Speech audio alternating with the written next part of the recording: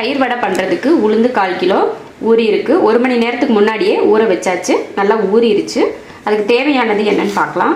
பச்சை மிளகாய் 4, நம்ம காரத்துக்கு தகுந்த மாதிரி பச்சை மிளகாய் சேர்த்துக்கலாம். கொஞ்சம் ஒரு பச்சை மிளகாய் அளவுக்கு சின்னதாக ஒரு இஞ்சி, பெரிய வெங்காயம் சின்னதாக கட் பண்ணி வச்சுருக்கேன் 1, மிளகு 1-2 தட்டி வச்சுருக்கேன், ஒரு 1/2 ஸ்பூன் மிளகு, பூந்தி 2 ஸ்பூன் எடுத்திருக்கேன். அது நம்ம தேவையான அளவுக்கு எடுத்தால் போதும். கேரட் அதுபோல் கொஞ்சமாக நம்ம மேலே தூவுறதுக்கு மட்டும்தான், அதனால் கொஞ்சம் எடுத்திருக்கேன். மல்லித்தலை கொஞ்சம். தயிர் 200 கிராம் எடுத்திருக்கேன். 1/4 கிலோ மாவுலேயும் நம்ம தயிர் வடை செய்ய போகிறதில்ல, கொஞ்சமாக தான் தயிர் வடை பண்ண போகிறோம். தயிர் கொஞ்சம் எடுத்திருக்கேன். இப்போ மிக்ஸி ஜாரில் உளுந்து போட்டுக்கலாம்.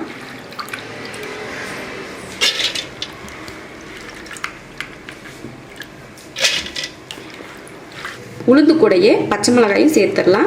ஏன்னா குழந்தைங்க சாப்பிட்றப்போ பச்சை மிளகாய் தனியாக வெட்டி போட்டோம்னா பச்சை மிளகாய் வந்து கடிப்படுறப்போ காரம் அதிகமாக இருக்கும். அதனால கூடையே சேர்த்து அரைச்சிட்டோம்னா காரம் தெரியாது. அதனால கொஞ்சம் இஞ்சி அதையும் இது கூடயே சேர்த்துக்கலாம். உளுந்து, பச்சை மிளகாய், இஞ்சி இது மட்டும்தான் அரைக்க போகிறோம். மற்ற எல்லாம் அரைக்க போகிறது இல்லை. இதை அரைச்சிக்கலாம். தண்ணியில் ஊற்ற தேவையில்லை. அப்படியே சுத்தலை அப்படின்னா மட்டும் லைட்டாக தண்ணி தெளிச்சுக்கிட்டா போதும். அதிகமாக தண்ணி ஊற்றக்கூடாது. இப்போ நம்ம தேவையான அளவுக்கு மாவு எடுத்துருக்கோம். அதில் வெங்காயம் சேர்த்துக்கலாம், குருமிளகு, தேவையான உப்பு. இதை ஒன்றா கலந்துக்கலாம். அவ்வளோதான் எல்லாம் மிக்ஸ் பண்ணியாச்சு. அடுத்து எண்ணெயில் போட்டு பொரிக்கிறது மட்டும்தான்.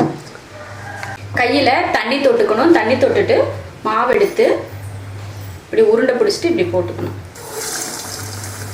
ரொம்ப நேரம் மாவை போட்டு பிணையக்கூடாது. அது ஒரு மாதிரி நீத்து போயிடும் தண்ணி போல். வடையை போட்டதுமே எப்பவும் போல் அடுப்பை சிம்மில் தான் வச்சுக்கணும்.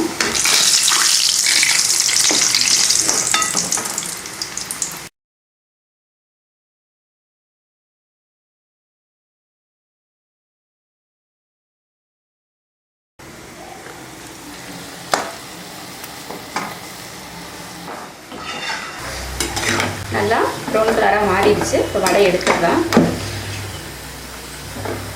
இதே போல் எல்லா மாவையும் போட்டு எடுத்துக்கலாம். வடை ரெடி ஆயிடுச்சு. இது கொஞ்சமாக தண்ணி சூடு பண்ணி எடுத்திருக்கேன். ரொம்ப சூடாக இருக்கக்கூடாது, வெது வெதுப்பான சூடாக இருக்கணும் அந்த தண்ணி. அதில் கொஞ்சமாக உப்பு சேர்த்துக்கலாம்.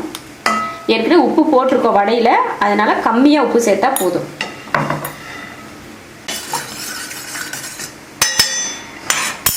வடையை இதில் போட்டுடலாம்.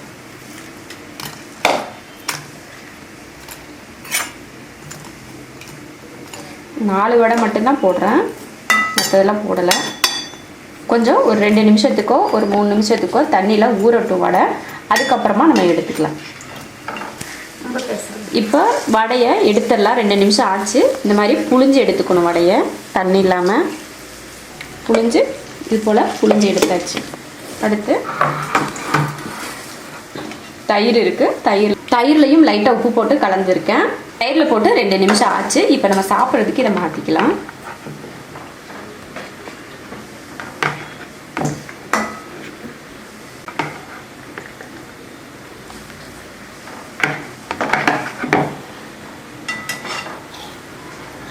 இதுக்கு மேலே நம்ம பூந்தி சேர்த்துக்கலாம்.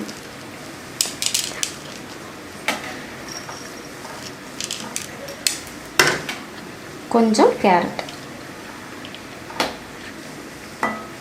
கொஞ்சம் மல்லித்தழை.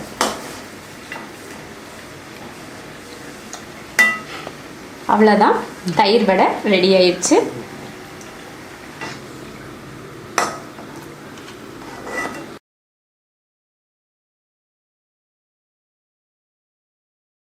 ரொம்ப நல்லா இருக்குது தயிர் வடை.